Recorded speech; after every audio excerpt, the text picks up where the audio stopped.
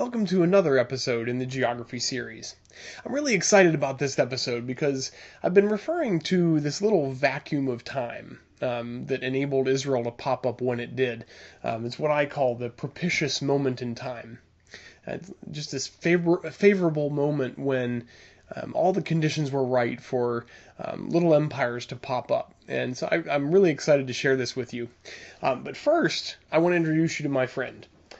This is Sue, and I call her my little study buddy because she ends up curling up on my lap or on the edge of the desk about every time I sit down. So she's what I call my little study buddy.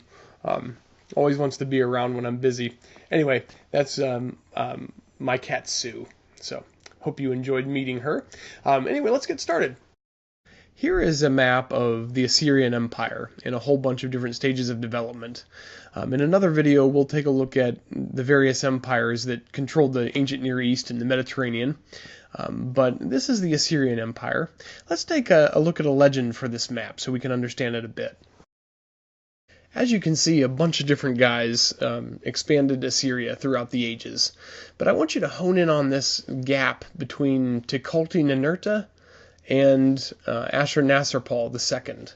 We have a few hundred years there where nothing really is going on in Assyria. And it's right around 1200 when this propitious moment, this favorable moment pops up. So let's take a look at the ancient world. This is a map of major archaeological sites in the ancient world, but I think it shows us a lot of the areas we'll be considering, so we'll use it here. So around 1200, the world drastically changed. Now, what exactly happened is a matter of debate, but there was definitely worldwide famine, and people were on the move. Those are two important things to remember. But one of the people groups that were on the move, and whether this was caused by famine or what, a group called the Sea Peoples was on the move, and they basically went down around the Mediterranean like this. The Philistines were one of these people groups, but there were quite a few that were on the move together. The first kingdom to fall was Hatti, the Hittite kingdom. There was a lot of internal struggle. There were invasions from the sea. There were a lot of different little provinces in Hatti that were rising up, and very quickly after 1200, the Hittite kingdom is off the map. Shortly after 1200, or right around 1200, the kingdom of Ugarit also fell. Ugarit was this prominent little kingdom of 5 cities up in the northeastern corner of the Mediterranean, and they controlled trade, became really rich and prominent because of their location, basically. But after 1200, they had been wiped out. There's interesting evidence between the king of Cyprus and the king of Ugarit, these letters back and forth agreeing to warn one another if these guys that invade from the sea, the people that live in boats, are seen. So it's a really interesting correspondence between the two.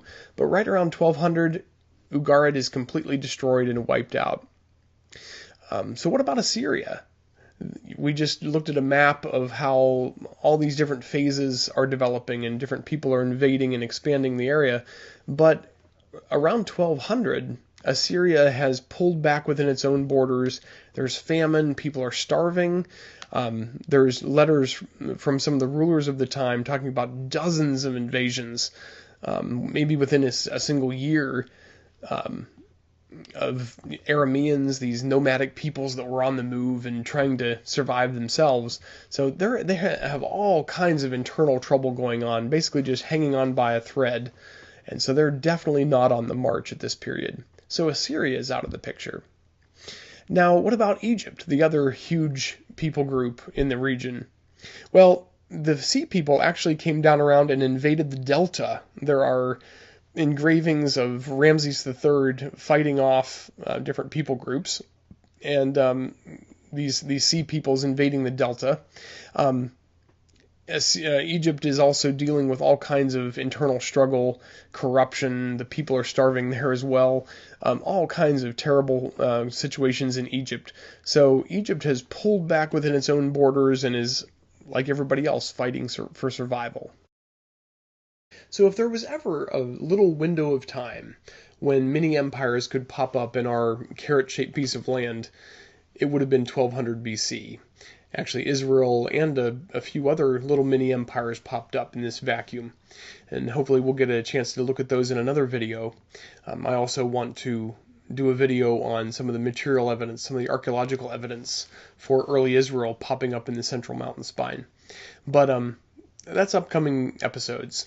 Hopefully you've enjoyed this look at this propitious moment, this favorable moment when everything was just right for Israel to enter into the land.